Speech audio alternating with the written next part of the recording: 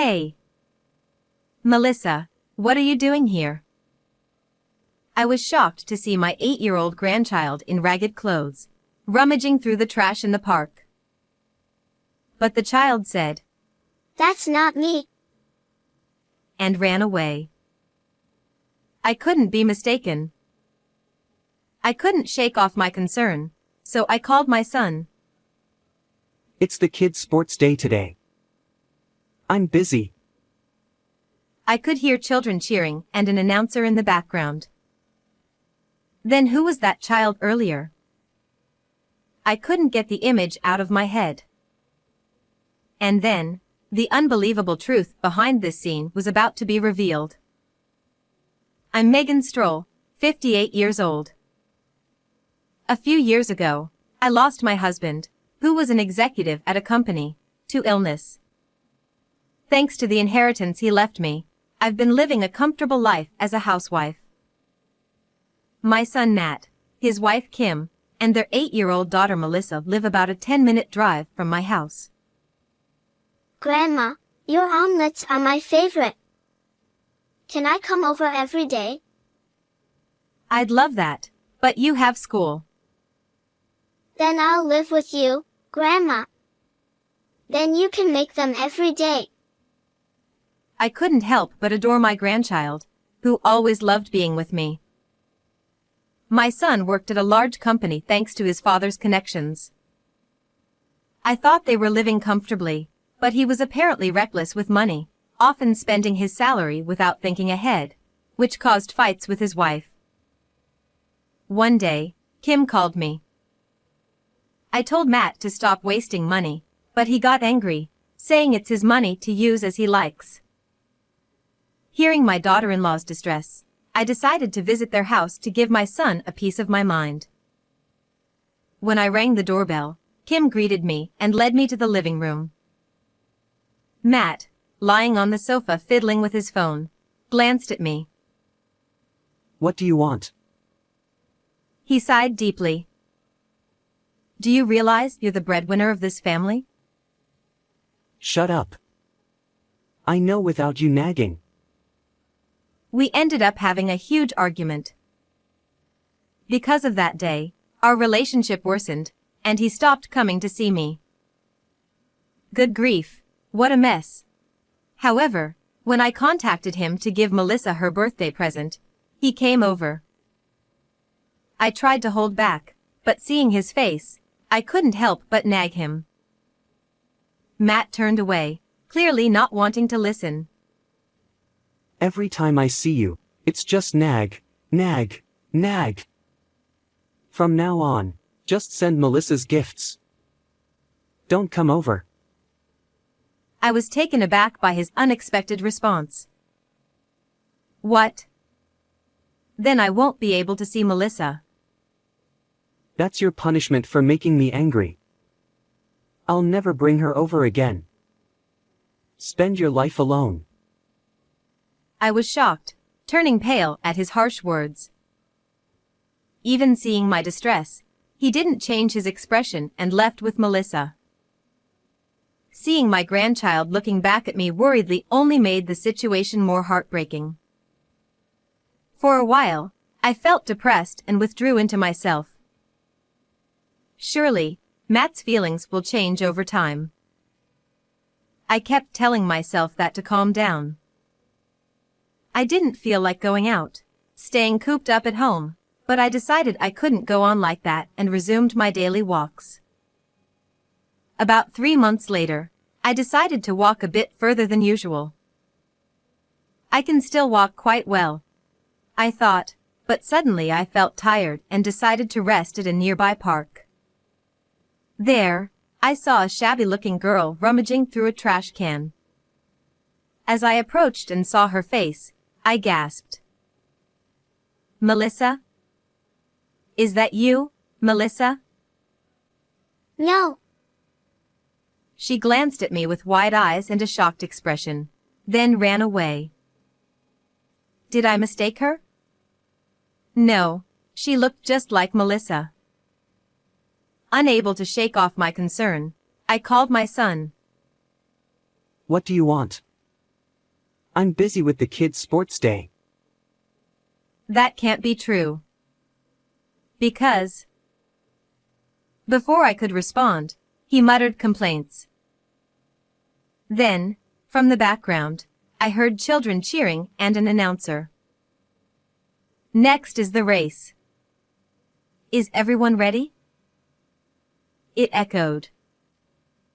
Indeed, Matt seemed to be at the sports day. Did you hear that announcement? Yes. I know you're at the sports day. But it's strange. I saw a girl who looked exactly like Melissa rummaging through the trash in the park. I couldn't have mistaken my dear grandchild. As I insisted, he paused briefly.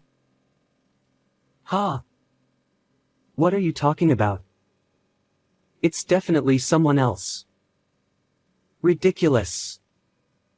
Don't call me for such nonsense. He quickly returned to his usual tone and abruptly hung up. Could it be a mistake, as he said? I felt a strange sense of unease and couldn't get that scene out of my mind. Feeling uneasy, I continued my walk, naturally heading towards my grandchild's school. But the usually lively grounds were empty and silent. What's going on? I was frozen in surprise when I saw a poster. The date showed the sports day had ended last week. My son's words were false. Then, the girl I saw in the park must have been Melissa. If so, where was my son? Questions filled my mind. Thinking it would be faster to confirm, I went straight to my son's house and rang the doorbell. After a short wait, the girl I saw in the park stood there in ragged clothes. Grandma, why did you come? As soon as she saw me, she shrank back, looking like she was about to cry. I hugged her tightly. So it was you in the park, Melissa. But why are you dressed like that? Where are your parents? No matter how many times I asked, she only repeated, It's nothing. I'm fine. Anyway, I'm coming in. Melissa tried to stop me from taking off my shoes, but I entered the house forcefully. The hallway was covered in dust, and when I opened the living room door, garbage was scattered everywhere, and it smelled of spoiled food. I was speechless at the sight of the room, so messy there was no place to step. What is going on here? I was just about to clean up. Grandma, please leave.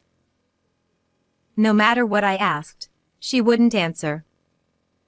The bread on the floor had expired a week ago. The fridge was empty. Could Melissa have been alone all this time?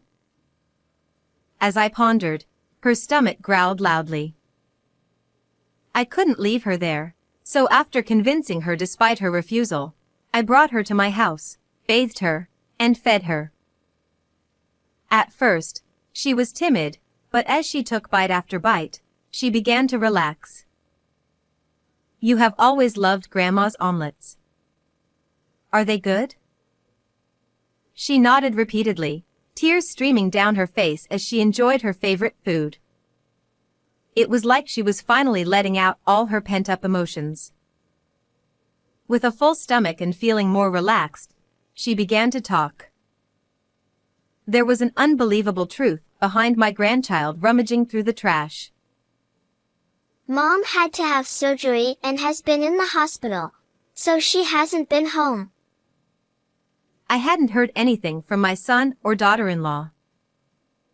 They probably didn't tell me because we hadn't been in contact since the argument over her birthday present. What about your dad? As soon as Mom went to the hospital, he said he had a new family and left. He hasn't come back. I was shocked.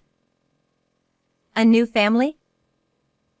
The thought of what my son might be doing made me feel even sorrier for her. Why didn't you contact Grandma? You can always rely on me when you're in trouble. At that, her calm expression darkened. Dad said if I told anyone, I'd never see Mom again. So I kept quiet. After some time, she ran out of food and couldn't bear the hunger, so she lived by scavenging from parked trash cans. However, Melissa was attending elementary school, so she must have been eating at least school lunches. Were you going to school in tattered clothes all the time? Dad called the school and told them that I didn't want to go, so he said he would send me to some distant relatives for a while. When I listened carefully, she told me that she wanted to go to school to see her friends, but even that wasn't allowed. My son must have kept her from seeing anyone so she wouldn't reveal what was going on. I called Kim's phone to verify the surprising story I heard from my granddaughter. What?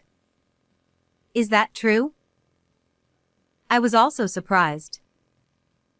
Kim had been hospitalized for surgery due to a gynecological illness and thought Matt was properly taking care of things during that time. However, recently, even when she called, he found various reasons not to connect her with our granddaughter, which she found odd. I'm sorry for any trouble I caused. How is she? She's eating well now and has become energetic again, so don't worry. To my daughter-in-law, whose voice trembled with worry, I assured her that I would take full responsibility for our granddaughter, and ended the call. After that, I immediately contacted my son. When I questioned him about everything, he shamelessly justified himself. She's fine, so there's no need to raise your voice. When you called the other day, it was her son's sports day. Do you realize what you're doing? This woman's my mistress for now, but I plan to settle down with her eventually. Besides, I've always wanted a son, so it's perfect. He casually revealed that he was living with the other woman and her child, neglecting his own daughter. I felt my blood boil and wished I could slap him right there. And I told her I'd make sure she paid if she snitched. What's with all your selfish remarks? Leaving her alone and not letting her go to school is not what a parent does. Even as I lectured him, he let it go in one ear and out the other, starting to justify himself even more. I've smoothed things over with the school, and since Kim's in the hospital, all the calls from the school come to me. As long as no one finds out, it's fine. I'm really smart, aren't I? Listening to him laugh about something that could involve the police, I felt a chill and a sense of dread. What are you planning to do about Kim? She's no use since she can't have kids anymore. I've decided to start a new family with my mistress. I felt terribly sorry for my daughter-in-law, who was suffering in the hospital. However, my son, ignoring my persuasion, even said, Tell her to leave my house as soon as possible. I was utterly disgusted by his selfishness and shook with anger. But I realized continuing the conversation wouldn't solve anything, so I calmed down and ended the call. Later, I took my granddaughter to visit Kim in the hospital. She hugged our granddaughter tightly. I'm sorry for making you suffer. Tears streamed down her face. If you're well, then I'm fine. I hope you get better soon. I'll work hard so we can live together again. Please take care of her until then. As she bowed deeply, I gently patted her shoulder. Leave it to me. I smiled. I asked my granddaughter, who said she was thirsty, to get a drink. Then, I apologized for my son's selfishness and told Kim the whole truth. How awful. I'm the one most hurt by not being able to have children. How could he cheat at such a time? Understanding her pain as a woman, My eyes welled up. Hearing the truth, she cried and decided to divorce him. I think it's best for both you and her if you separate from him and raise her. But we need to make him pay first. It's my fault for being powerless. She blamed herself, but I told her it wasn't her fault but my son's. Just then, my granddaughter returned with the drink. For a while, she clung to her mother, looking very happy. I was determined to avoid any more sadness for these two. On the way back from the hospital. That's it. I have a plan to corner him. I devised a strategy to deal with my son. A month later, I called my son. Kim agreed to divorce you. I've moved her belongings out, so come to your old house when convenient. Really? You're amazing, Mom. Thanks. I'll be there soon. He seemed to be contacting someone and responded that he'd come in 2 weeks. With Kim still in the hospital, I facilitated their divorce. When the day he was supposed to come arrived, I waited, and a moving truck stopped in front of the house. From the second-floor window, I saw him and his mistress smiling as they walked up. I told my granddaughter not to come downstairs no matter what and went down. As I waited inside, I heard the sound of keys in the front door. Ha! The key's not working. What's going on? Irritated, he spoke from the other side of the door. I sighed and opened the door forcefully, glaring at him. Mom? What are you doing here? I told you I'd be waiting at your old house. He seemed shocked, eyes wide, not expecting to see me inside. What did you bring in the truck? My new wife's things. What are you talking about? This isn't your house anymore. I changed the locks too. What? You can't do that. This is my house. You're the one who told me to come here. Embarrassed, his mistress nudged him. What's going on? Looking ready to explode, he stepped towards me, and I stood my ground. Remember, this house was under Dad's name? Yeah, so it'll be mine eventually. He insisted it was his right to inherit. You're mistaken. I inherited this house after Dad passed. He must have lived carelessly, not even knowing this. If he had lived happily with them, I might have left the house to him eventually.